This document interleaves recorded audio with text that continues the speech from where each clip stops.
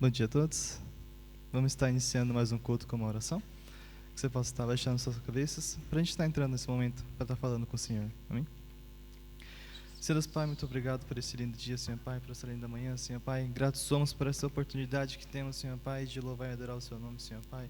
Que o Senhor possa estar recebendo o louvor e a adoração de cada uma das pessoas aqui, Senhor Pai.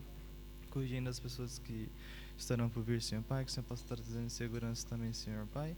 E abençoe, Senhor Pai, a vida e os familiares de cada um aqui também, Senhor Pai. Te agradecemos já por tudo. Em nome de Jesus. Amém. Amém.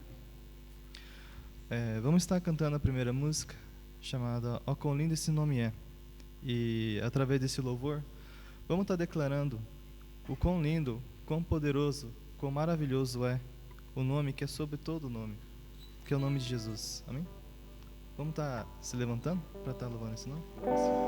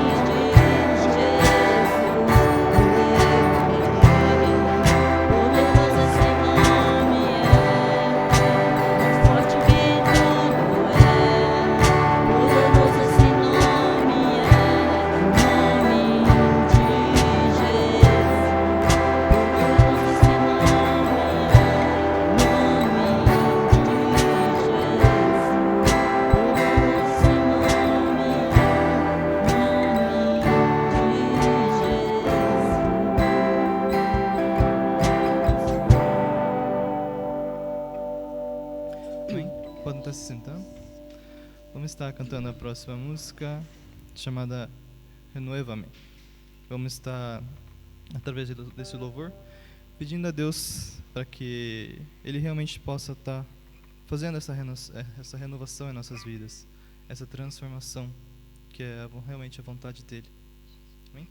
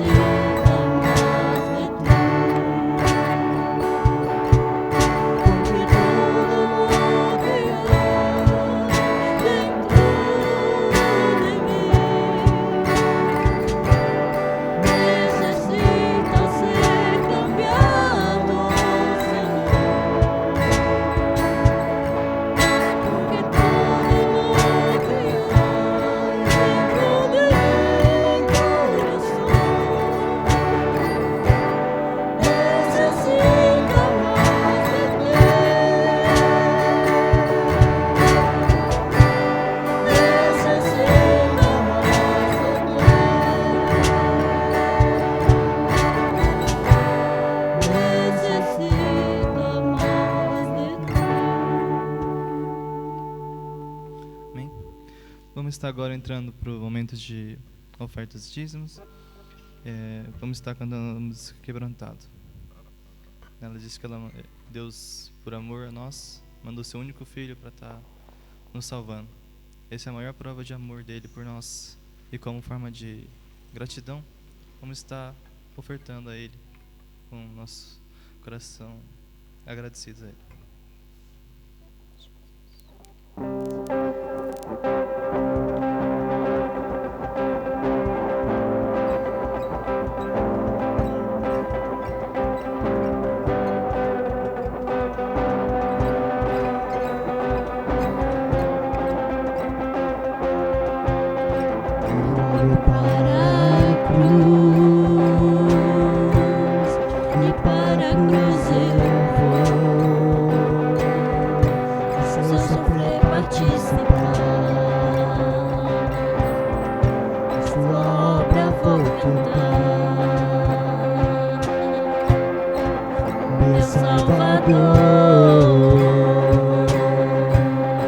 Na cruz mostrou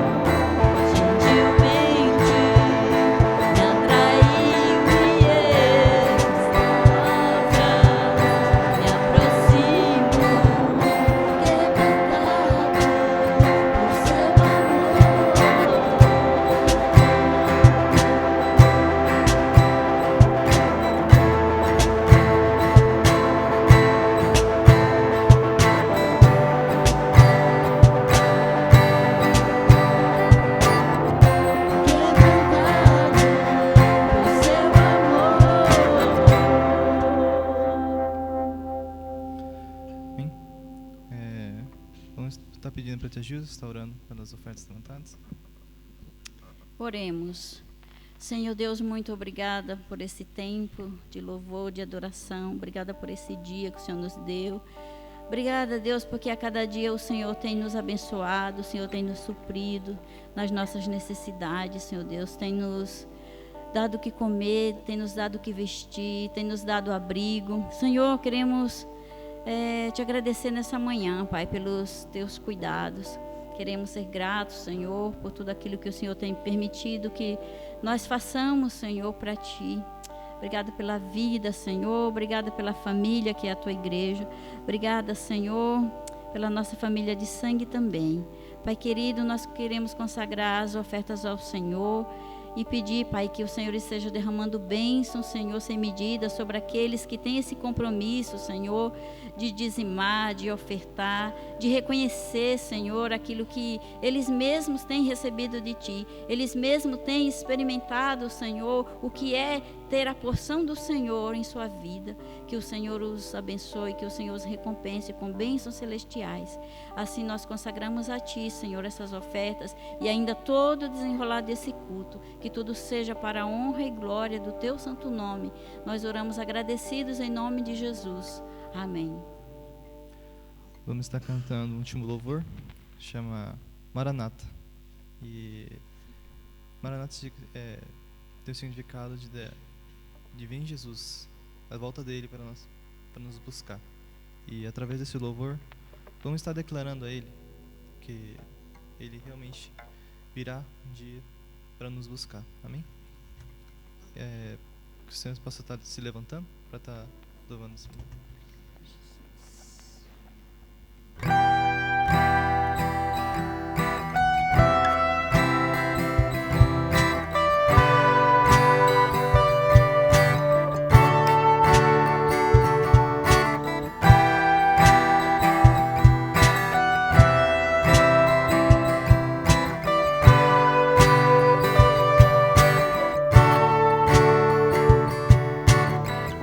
Tu és a minha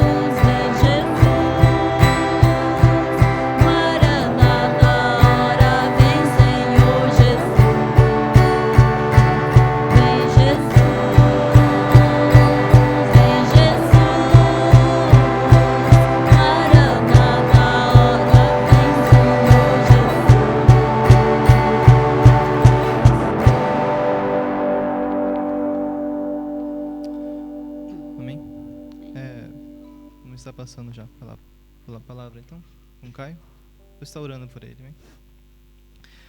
Senhor Deus Pai, muito obrigado, Senhor Pai, pela vida do Caio, Senhor, que o Senhor possa estar colocando as suas mãos sobre ele nesse momento, para que use, Senhor Pai, como seu instrumento, Senhor Pai, seu porta-voz aqui, Senhor Pai, para que através dele realmente possamos ouvir a Tua palavra, Senhor Pai, aquilo que o Senhor preparou para o coração de cada um de nós, Senhor Pai, que o Senhor possa estar abrindo o coração de cada um aqui, para que possamos receber, Senhor Pai, de coração aberto e aplicá-la, Senhor Pai, no nosso dia a dia também, Senhor Pai. Te agradecemos já por tudo, em nome de Jesus, amém.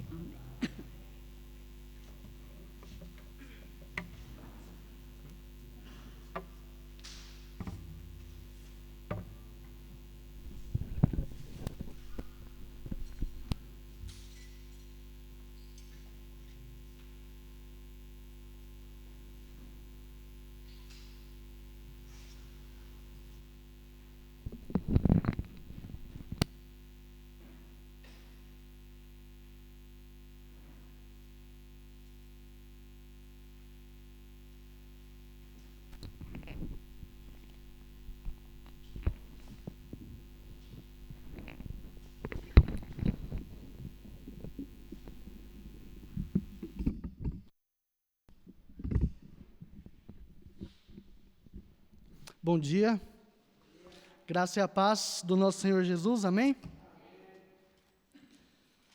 Deixa sua Bíblia aberta no livro de Êxodo, no capítulo 32. Se você não sabe, Êxodo é o segundo livro da Bíblia.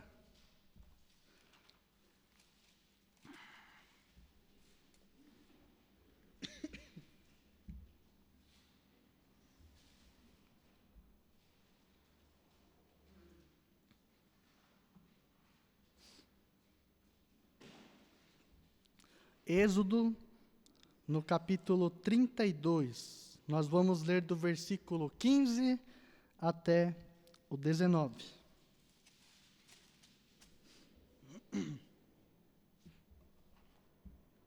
Diz assim a minha Bíblia: Então Moisés desceu do monte, levando nas mãos as 2 tábuas da aliança. Estavam escritas em ambos os lados, frente e verso. As tábuas tinham sido feitas por Deus, o que nelas estava gravado fora escrito por Deus. Quando Josué ouviu o barulho do povo gritando, disse a Moisés: há barulho de guerra no acampamento. E respondeu Moisés: não é canto de vitória e nem canto de derrota, mas ouço o som de canções. E quando Moisés aproximou-se do acampamento e viu o bezerro e as danças, irou-se e jogou as tábuas no chão ao pé do monte, quebrando-as. Hoje eu gostaria de falar acerca da história, de uma parte da história de Moisés, até porque achei interessante, algumas semanas atrás, quando o pastor veio pregar acerca do profeta,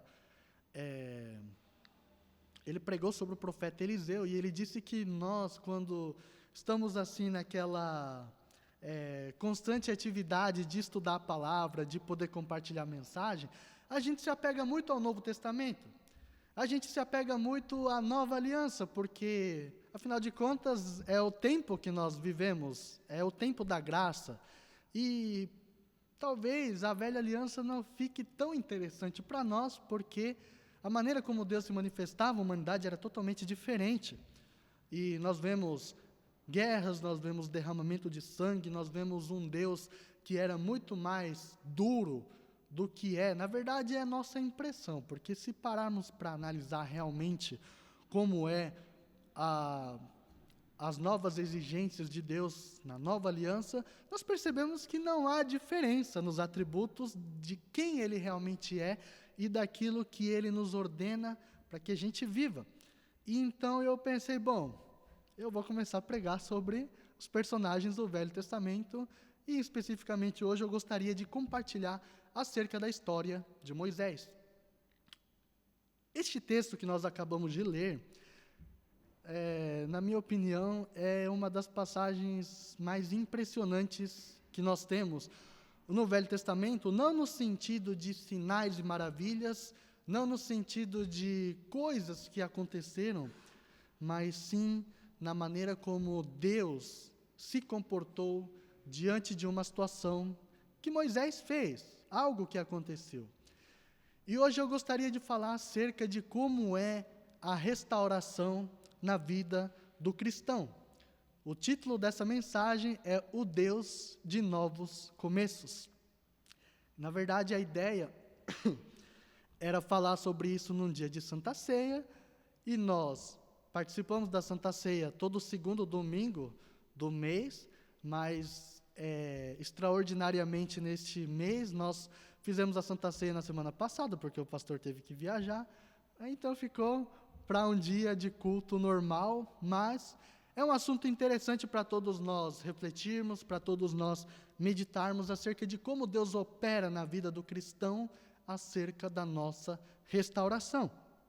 Então, nós lemos aqui um trecho de uma das histórias mais impressionantes que a palavra nos traz, e eu digo impressionante pela forma como Deus se manifestou na vida de Moisés, pela gloriosa revelação que ele trouxe a ele e para o seu povo. E a melhor parte dessa história é o seu desfecho. Então, não vá embora antes, fique até o final, porque eu tenho certeza que Deus vai falar ao seu coração. Tudo se iniciou de uma forma linda, de uma forma maravilhosa. Eu não tenho tempo de ler todo o livro de Êxodo aqui para que a gente possa entender, mas eu gostaria de trazer o contexto para que a gente possa mergulhar naquilo que Deus falou através dessa passagem. Mas Moisés foi convidado a subir no monte, para passar ali, no Monte Sinai, para passar ali durante 40 dias e 40 noites, em jejum, sem comer, sem beber, mas estar na presença de Deus por todo esse tempo. E Deus estava ali ministrando a Moisés, entregando para ele a aliança que ele faria com o seu povo. Deus entregou nas mãos de Moisés tudo aquilo que ele iria estabelecer como lei, para que o povo pudesse entrar na terra prometida. Até esse momento não existia lei. Até esse momento não existia a civilização do povo de Deus preparada, formada para que recebesse a terra de Canaã. Então Deus precisava estabelecer regras. Deus precisava estabelecer todos os procedimentos necessários para que aquele povo pudesse ser formado. A terra onde Deus estava preparando para o seu povo era povoada por um povo que tinha uma cultura totalmente diferente.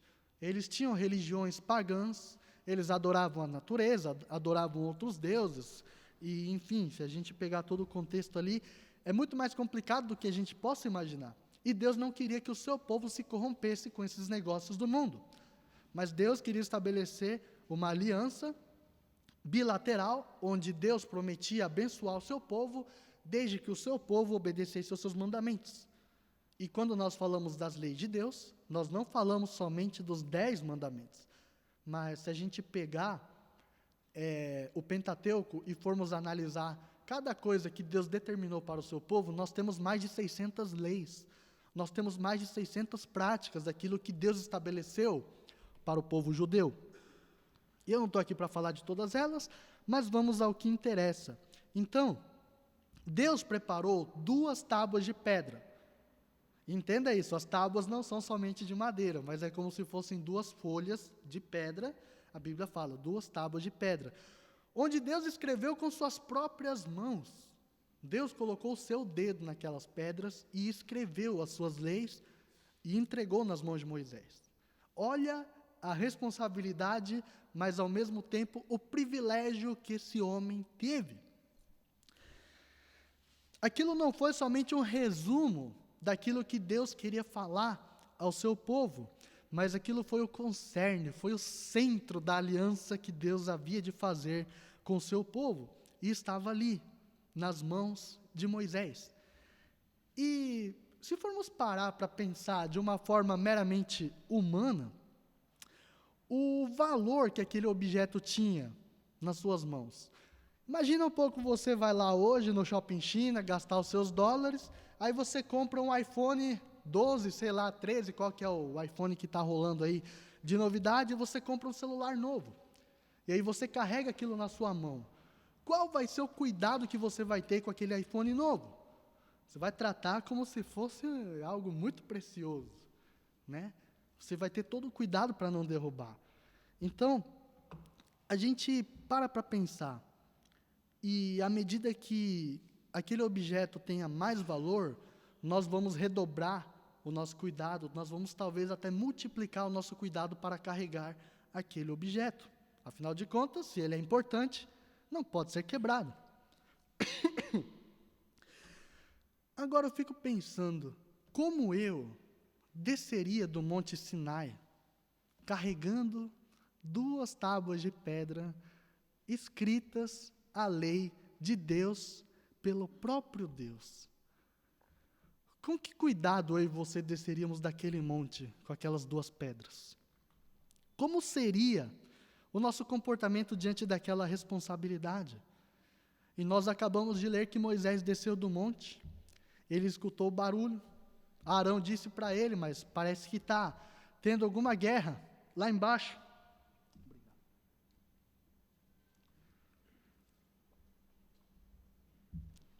Parece que está acontecendo alguma guerra lá embaixo, no acampamento. E Moisés falou, não é canção de vitória nem de derrota, mas eu ouço. Então, eles foram ver, e o povo tinha criado um bezerro de ouro, e na verdade aquilo foi dirigido pelo próprio Arão, e Moisés, vendo aquilo, tomou-se de ira e jogou as pedras no chão, ao ponto de quebrá-las. Gente, para quebrar uma pedra tem que jogar muito forte, né? Você vai jogar uma pedra, dificilmente ela quebra. E Moisés, ele não teve um descuido assim, onde ele tropeçou, onde aconteceu um acidente, mas ele simplesmente jogou as leis de Deus no chão, ao ponto de quebrá-las.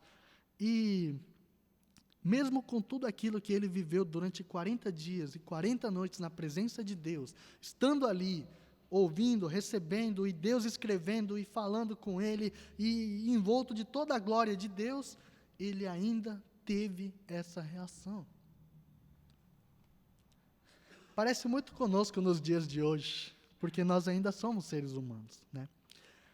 A questão não está simplesmente no ato em que Moisés cometeu naquele momento, mas tirando o significado espiritual de ser a lei de Deus, de ser a mensagem de Deus para o seu povo, vamos pensar pelo menos naquele valor racional que havia naquelas pedras.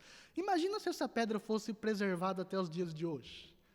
Nem o Museu do Louvre não ia ter tanta fama como essas pedras.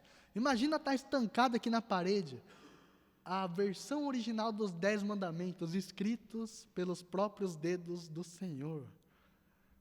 E, na verdade, a gente não sabe o que aconteceu com essas pedras, muito provavelmente Deus destruiu, não sei, mas não é o que interessa. Agora nós vamos ver o que realmente acontece, porque aquilo que Moisés fez, o prejuízo que Moisés causou, é incalculável.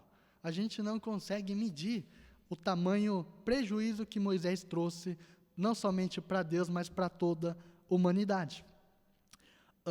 Por um lado, nós entendemos, né, que Moisés talvez estava cansado de ver um povo murmurando, de ver um povo reclamando, de ver um povo desobedecendo, e aquilo fez com que ele tivesse uma reação. Afinal, por mais que ele tivesse na presença de Deus por todo aquele tempo, ele ainda era humano e ele tinha os seus defeitos.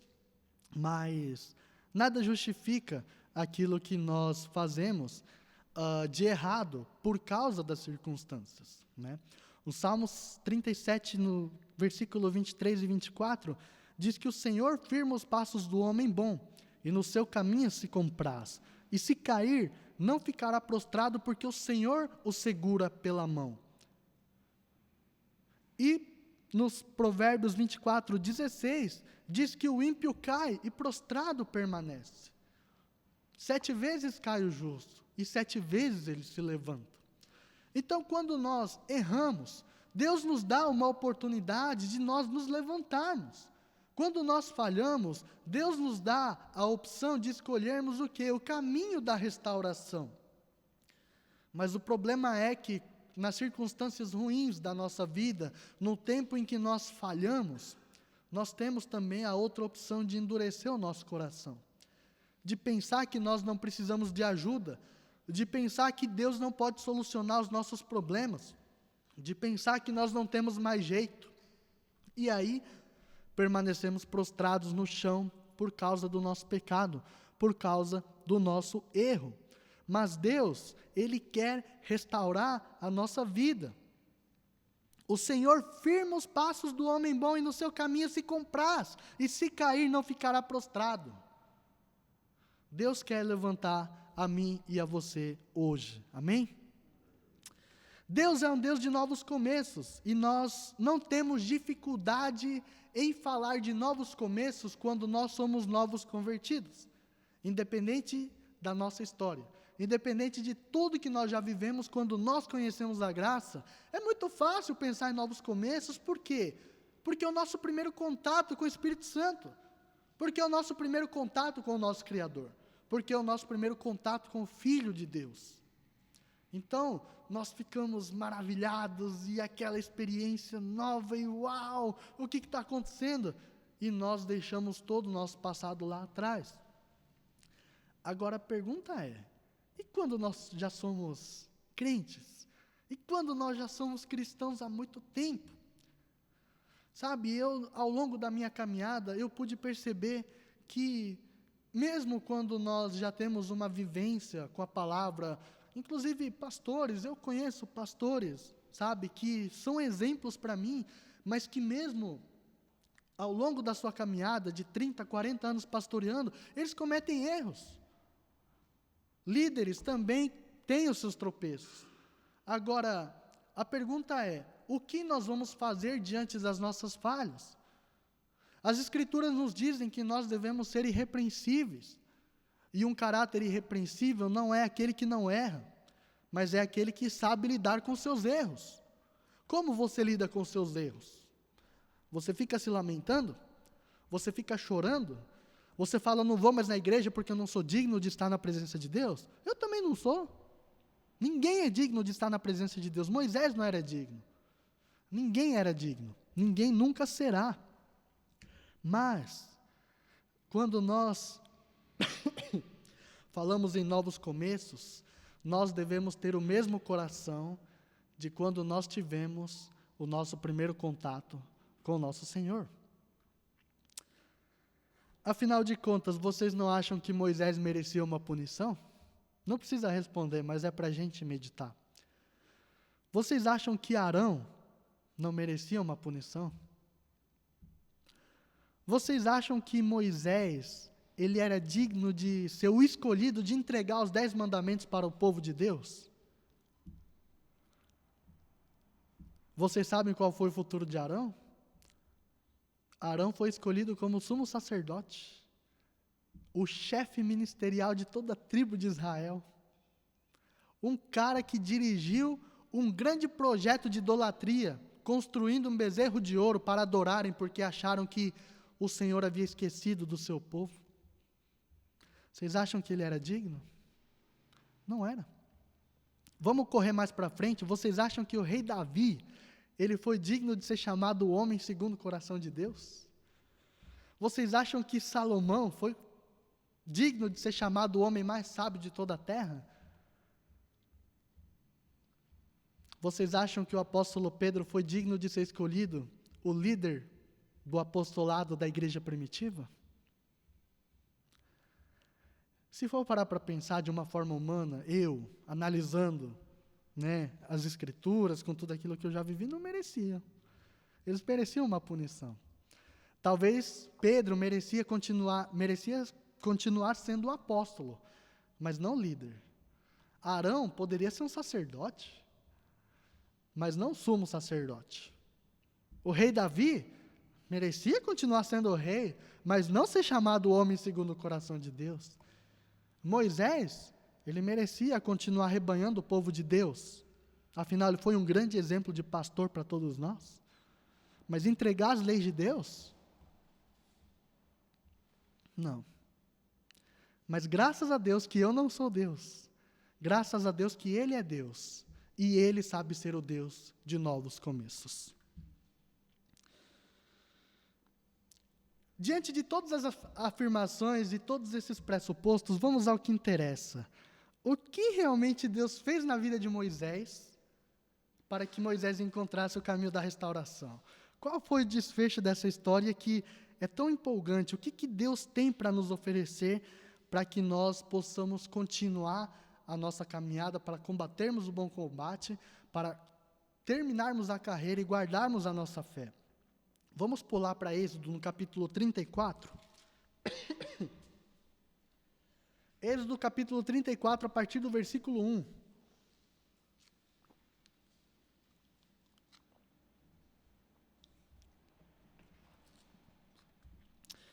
Disse o Senhor a Moisés: talhe 2 tábuas de pedra semelhantes às primeiras, e nelas escreverei as palavras que estavam nas primeiras tábuas que você quebrou. Esteja pronto pela manhã para subir ao monte Sinai, e lá mesmo no alto do monte apresente-se a mim. Ninguém poderá ir com você e nem ficar em lugar algum do monte. Nem mesmo ovelhas e bois deverão pastar diante do monte. Assim Moisés lavrou 2 tábuas de pedra, semelhantes às primeiras, e subiu ao monte Sinai logo de manhã, como o Senhor lhe havia ordenado, levando nas mãos as 2 tábuas de pedra. Primeira coisa que acontece na história aqui, para que Moisés tenha a sua restauração diante do Senhor, foi que Moisés precisou reconhecer o seu erro. Olha como Deus falou com Moisés, no versículo 1. Talhe 2 tábuas de pedra semelhantes às primeiras, e nelas escreverei as palavras que estavam nas primeiras tábuas que você quebrou. Olha a chamada de atenção. Porque muitas vezes, quando nós erramos, a gente tem o costume de ser Adão e Eva de falar que a culpa é do outro. Você pecou, mas foi... Você gritou com sua mãe, mas foi minha mãe que me deixou nervoso. Você mentiu para o seu pai, mas se eu não mentisse, ia acontecer alguma coisa lá. E a gente é filho de Adão e Eva de querer botar a culpa nos outros e não assumir a responsabilidade dos nossos erros. E olha como Deus fala com Moisés: você quebrou. Então você vai talhar 2 pedras semelhantes às primeiras. Primeiro ponto para que a gente tenha a nossa vida consertada diante de Deus é que nós precisamos reconhecer os nossos erros. Desde a criação, o homem insiste em não reconhecer o seu erro e colocar a culpa nos outros.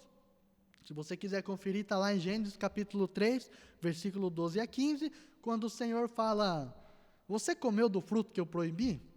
E Adão fala: foi a mulher que tu me destes. E a culpa é de Deus ainda, né? E Deus pergunta para Eva: você comeu do fruto que eu proibi? Foi a serpente que me enganou. É interessante, né? Porque até os dias de hoje a gente faz a mesma coisa. E nós nunca queremos reconhecer os nossos erros. Mas acontece que sem arrependimento não há salvação. Para que a gente possa alcançar a salvação, nós precisamos nos arrepender.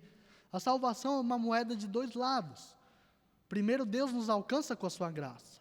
Primeiro é a graça de Deus que vem para nos convencer que somos pecadores, que nós precisamos consertar a nossa vida, que nós precisamos de ajuda. Mas o outro lado da moeda é que nós precisamos reconhecer e nos arrepender. Precisamos tomar responsabilidade dos nossos erros e falar: não, eu quero mudar. Eu não quero permanecer como estou. Por isso existem os 2 caminhos. Ou a gente se arrepende, ou a gente fica com o coração endurecido.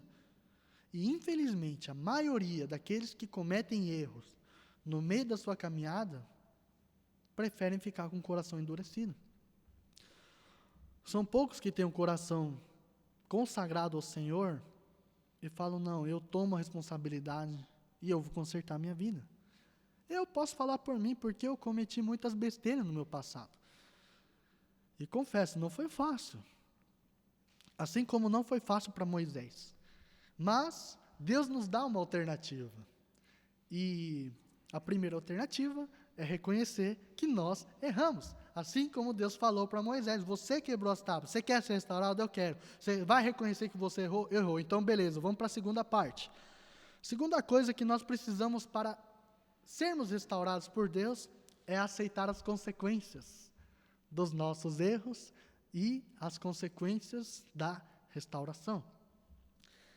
Todas as nossas escolhas implicam em consequências. Muita gente pensa, Deus está me castigando. Porque minha vida não dá certo, porque isso, porque aquilo. E a gente não para pensar que o principal responsável pelos nossos problemas somos nós mesmos. Está difícil? Volte um pouco para o seu passado e lembre das escolhas que você fez. Muita coisa ruim na minha vida que aconteceu foram fruto das minhas escolhas. E não adianta eu querer culpar os meus antepassados, culpar porque meu pai e minha mãe não eram cristãos, porque não conheciam a palavra, porque não me ensinaram, porque minha avó, porque meu avô, porque meu bisavô, porque meu tataravô. Não, sou eu. O negócio é comigo. Assim como todos nós que estamos aqui hoje, precisamos parar para pensar. Tem coisas que nós não temos o controle da situação. As circunstâncias da vida, elas vêm para tirar tudo, vêm para nos provar mesmo se a nossa fé está fortalecida no Senhor.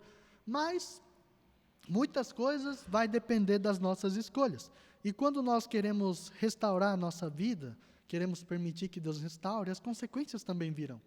Tanto as consequências dos nossos erros e aquilo que nós precisamos fazer para que sejamos restaurados.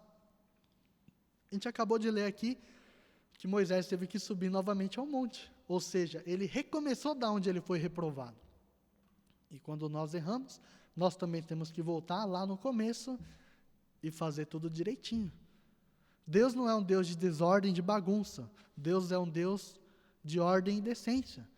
Então, se você quer consertar a sua vida diante de Deus, você precisa olhar de onde você parou e recomeçar do zero, restartar a sua vida dali onde você parou. E vamos falar, subir no Monte Sinai não é uma coisa assim muito simples, não. Moisés já estava com mais de 80 anos. 80! Eu estou com 25 anos e subir uma escada grande já é um problema para mim. Imagina subir o Monte Sinai. Porque até hoje, subir o Monte Sinai não é fácil. Tem umas caravanas assim que os pastores fazem e vão para lá e diz que para subir é um negócio muito difícil, é alto, é difícil, é não sei o quê, tem muitos obstáculos. Só que hoje em dia tem umas, como se fala, uns improvisos ali para auxiliar na subida para o monte. Mas na época, não tinha não. E para piorar a situação de Moisés, ele teve que subir com as 2 tábuas na mão. Foi difícil? Foi muito difícil. Mas ele teve que se submeter às consequências da sua restauração. Alguns querem o conserto da sua vida sem ter que passar por nenhuma consequência. Mas, mais uma vez eu gostaria de ressaltar que nós precisamos voltar no estágio em que nós fomos reprovados. E é mais interessante que Deus fala, pegue essas 2 pedras e eu escreverei tudo aquilo que estava escrito nas primeiras tábuas. E partindo para a terceira coisa, perdão, antes de falar do terceiro ponto, gostaria de falar também um pouco da história do apóstolo Paulo, já que a gente está falando sobre consequências.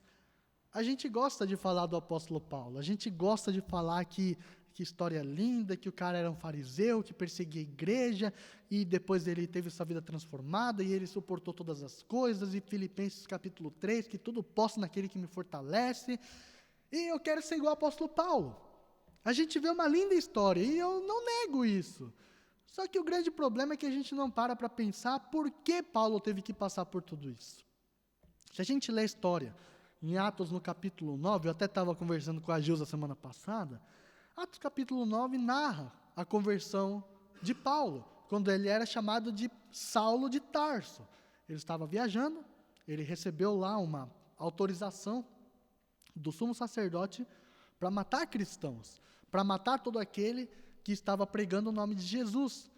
E aí ele ficou cego, ele caiu, e aí Jesus falou para ele: Saulo, Saulo, por que me persegues?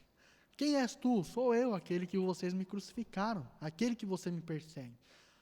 E aí Jesus falou com Ananias, disse a Ananias: vai lá em Tarso, vai ter um homem assim, assim, assado, você vai ministrar com ele, porque eu quero usar ele para levar o evangelho para os gentios. E Ananias falou: não, eu não vou não, porque aquele cara lá quer matar todo mundo e eu vou morrer. Falou: estou mandando você ir lá. E Jesus falou para ele precisa ver o quão importante é padecer pelo meu nome. E Jesus está falando assim: eu perdoo você, Paulo, eu perdoo tudo que você fez comigo e contra a minha igreja, mas você vai ver o quanto você vai sofrer pelo que você fez, o quão importante é padecer, sofrer pelo meu nome. E aí o apóstolo Paulo recebeu a unção do para-raio, porque todo lugar que ele ia, caía um raio na cabeça dele. Ele ia pregar aqui, ele era preso. Ele ia pregar lá, ele era açoitado, ele era perseguido, ele foi apedrejado, ele sofreu 3 naufrágios, ele foi açoitado, ele foi picado por uma cobra. Esse cara tinha mais vidas que um gato. E tudo isso que o apóstolo Paulo viveu foram consequências da sua vida. Deus quis usar a vida dele, mas Deus não poupou ele das consequências de uma vida que ele levou. Assim como eu, hoje, tudo que eu vivo hoje, são consequências de um passado que eu vivi. Assim como todos vocês, o que vocês estão vivendo, são consequências de um passado que todos vocês viveram. E não tem como a gente descartar isso da nossa vida. Isso faz parte de nós. Faz parte da nossa identidade e faz parte da nossa história. Mas nós temos um Deus que é maior que todas essas coisas. E a terceira coisa que nós temos como ensinamento para que a gente tenha a nossa vida restaurada é que nós precisamos fazer a restituição daquilo que nós causamos o prejuízo. As primeiras tábuas foram feitas por Deus. As segundas tábuas, Deus mandou que Moisés lavrasse e levasse até o monte. Até aí tudo bem. E é interessante que Deus falou para que Moisés levasse as tábuas para que ele escrevesse novamente. Mas quando Moisés, depois de subir no Monte Sinai, carregando aquelas 2 tábuas e ficando 40 dias e 40 noites, mais uma vez, em jejum, sem comer, sem beber, mas está na presença de Deus, Deus falou: não, você vai escrever. Você vai pegar e escrever tudo que eu vou mandar você escrever aí. E assim, Moisés teve que restituir as tábuas da lei para o Senhor. E nós também, quando nós cometemos algum, não vou dizer crime, né, mas quando nós erramos, nós também precisamos restituir aquilo que nós causamos de prejuízo na vida de outras pessoas. Um exemplo bem interessante que nós temos na Bíblia é a vida de Zaqueu. Zaqueu era um publicano, ou mais conhecido como um cobrador de impostos. E o povo judeu odiava os cobradores de impostos, porque os cobradores de impostos eram vendidos para o Império Romano, eles precisavam pagar imposto para César, e o problema é que os publicanos aproveitavam a ocasião para extorquir o povo de Deus. Eles roubavam das pessoas. Então, Zaqueu era um deles. Mas quando Jesus veio, e Zaqueu queria encontrar com Jesus, aí ele teve a ousadia de subir na árvore, Jesus olhou para ele, foi aquela coisa toda, e aí Jesus foi na casa dele. E aí na casa dele, Zaqueu disse: eu vou vender tudo que eu tenho, e a metade eu vou dar para os pobres. E se tenho roubado de alguém, eu vou devolver 4 vezes mais. Zaqueu, ele teve no seu coração de fazer restituição a quem ele prejudicou. E Jesus falou para ele: hoje mesmo a salvação entra nessa casa. Jesus não falou que Zaqueu foi salvo quando Jesus veio de encontro a ele. Jesus veio a dizer que ele recebeu a salvação quando ele se arrependeu e quando ele quis restituir todo o prejuízo que ele causou para as pessoas. E eu não falo de restituição somente no quesito financeiro, porque muitas vezes a gente não vai ter condições, né? A gente ouve tantas histórias por aí de alianças, de negócios, de não sei o quê, onde envolve dinheiro e acontece uma desgraça, as duas pessoas ou mais pessoas ficam pobres, perdem tudo o que têm. E infelizmente muitos até deixam de se falar por causa de dinheiro.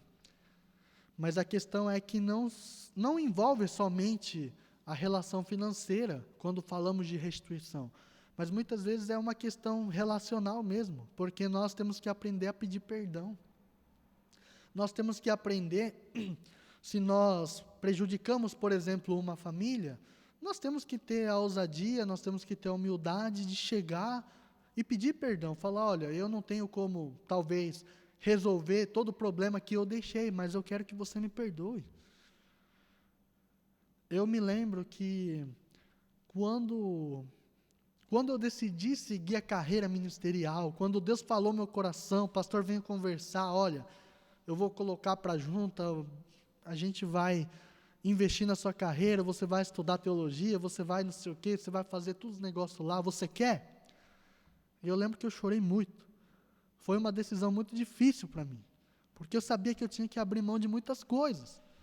E eu falei para o pastor, eu não sei se eu quero. Eu só sei que se é isso que Deus quer para a minha vida, eu vou, não tem problema. Eu vou passar por tudo que eu tenho que passar para glorificar o nome de Cristo. Mas se falar que eu quero, eu não sei. Porque eu sei o tamanho, a responsabilidade e o peso que é de você estar à frente de uma igreja. E eu chorei muito e eu falei, tá, eis-me aqui, Senhor, eu vou. E aí oramos, conversamos muito.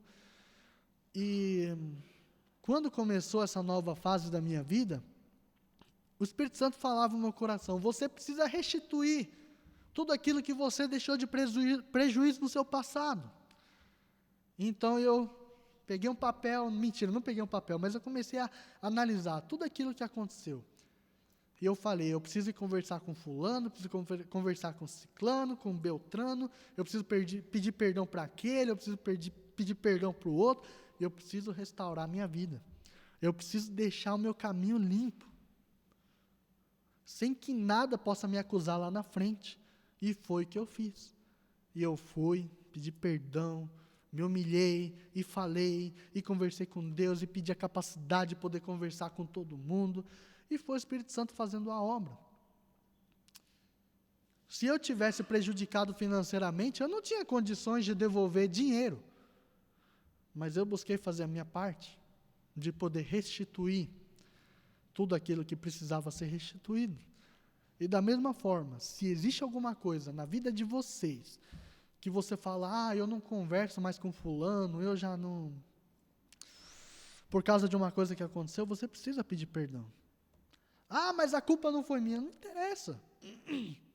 Nós somos chamados a ser luz, nós somos chamados a ser exemplo, nós somos embaixadores de Cristo. E nós precisamos tomar o partido para que a gente venha restaurar o relacionamento com as pessoas. Mas o fulano não quer falar comigo. Não tem problema, é uma consequência de uma coisa que você fez no passado. Mas a tua parte de restaurar esse relacionamento, você fez. E diante de Deus você fica em paz. Se as pessoas que eu fui conversar não quisessem mais falar comigo, amém. Mas eu fui atrás. Eu fiz a minha parte. E eu não estou me gabando por isso, mas eu estou dizendo por quê? Porque todos nós precisamos fazer. Precisamos ter a consciência de que a restauração é necessária. Imagina você chegar no céu e dar de cara com essa pessoa que você não gosta, que você não fala. E aí? Como vai haver a comunhão dos santos? É difícil, é complicado, mas nós precisamos buscar a restauração na nossa vida. Nós precisamos viver aquilo que Deus tem como novos começos para todos nós. Eu poderia encerrar aqui essa mensagem Mas existe mais uma coisa que faz toda a diferença quando nós pensamos em novos começos, quando nós pensamos em restauração. Até porque existe um Moisés antes da restauração, antes de subir ao Monte Sinai pela segunda vez, e existe um Moisés depois de subir ao Monte Sinai pela segunda vez. E nós podemos ver no versículo 29, Êxodo capítulo 34, versículo 29.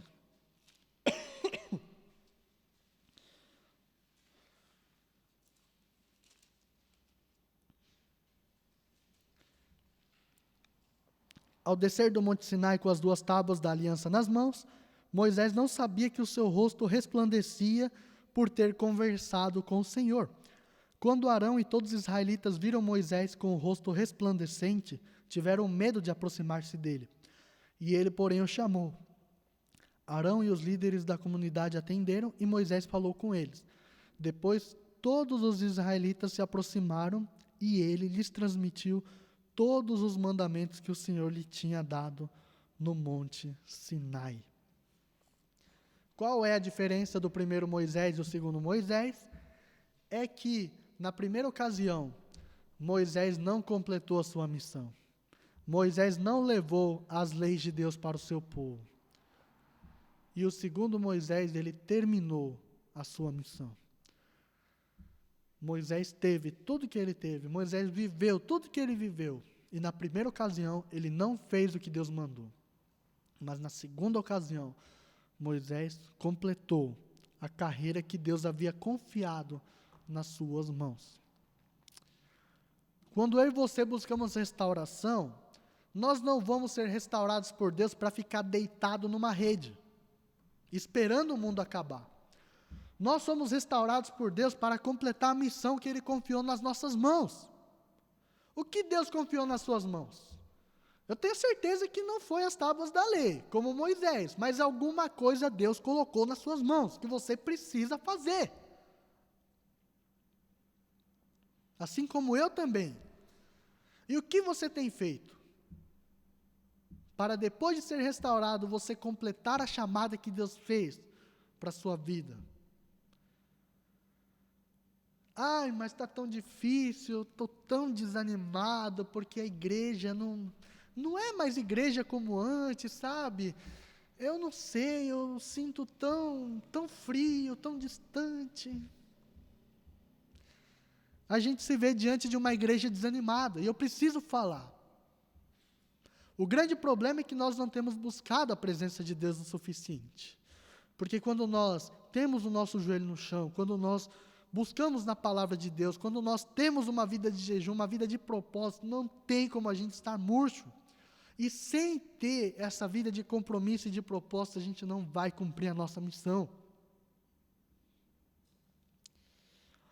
Eu não creio que Deus tenha uma missão específica para todo mundo. A gente fala, né? Deus tem um propósito para a minha vida, Deus tem algo grande para mim. Não, eu não creio nisso.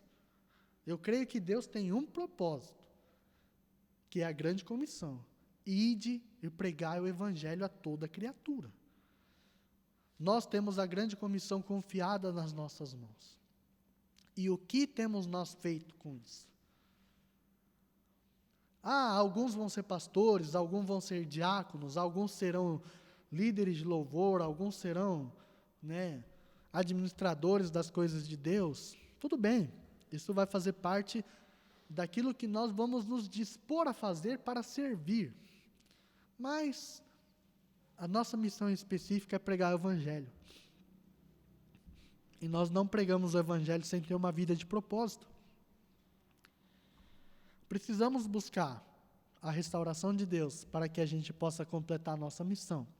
E assim, como Moisés experimentou toda essa glória, não glória para ele, mas a glória que ele viveu diante da presença de Deus. Assim como Moisés teve seus caminhos abertos para que ele pudesse concluir a tarefa que Deus confiou nas suas mãos, que eu e você também possamos olhar para tudo aquilo que precisa ser feito, possamos reconhecer os nossos erros, possamos aceitar e nos submeter às consequências dos nossos erros, e da restauração. Possamos nós restituir tudo aquilo que deixamos de prejuízo no passado, para assim poder completarmos a missão que Deus deu para cada um de nós. Amém? Vamos orar?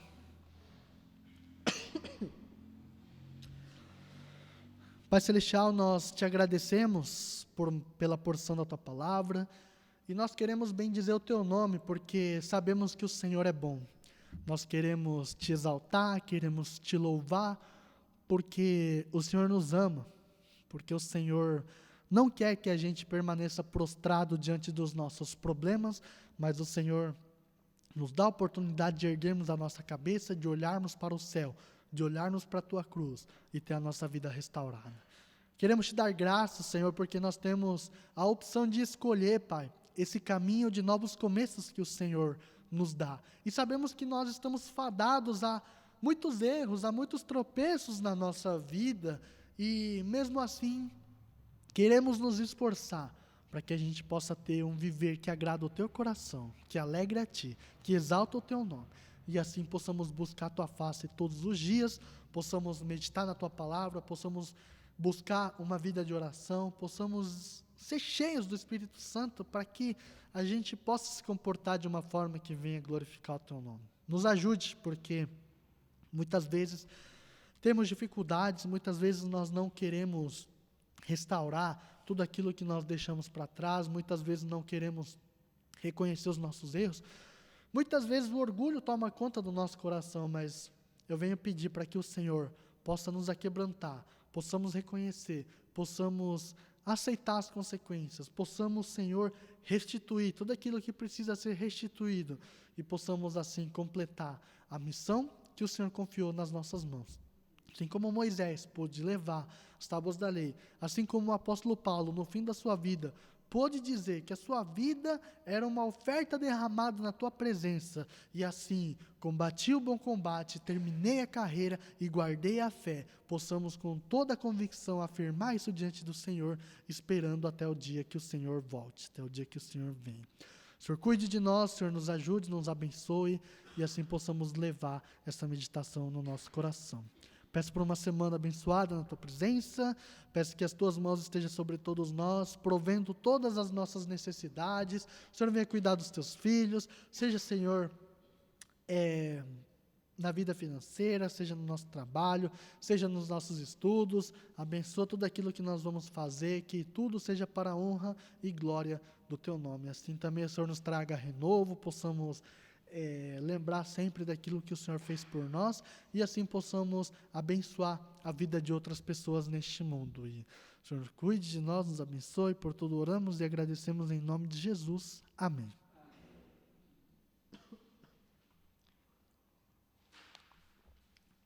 Bom, para quem não sabe,